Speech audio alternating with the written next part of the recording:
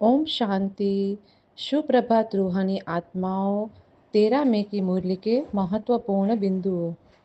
पहला पॉइंट, रूह को पावन बनाने के लिए रूहानी बाप मन मना भव का इंजेक्शन लगाते हैं।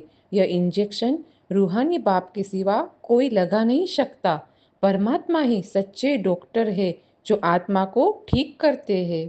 परमात्मा कहते हैं, मीठे बच्चों, तुम मुझे याद करो।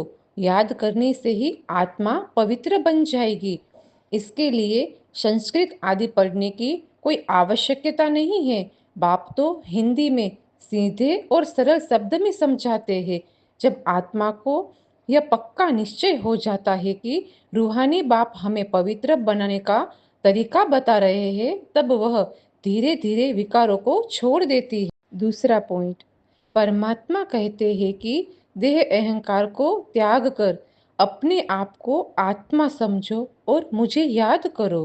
परमात्मा को याद करने से ही हमारे विकर्म समाप्त हो जाते हैं। इसी को मन मना भव कहा जाता है।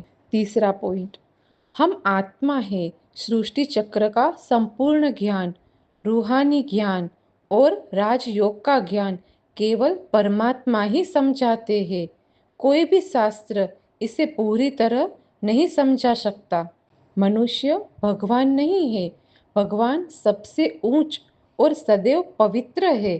परमात्मा जन्म नहीं लेते, लेकिन आत्मा जन्म मरण के चक्र में आती है।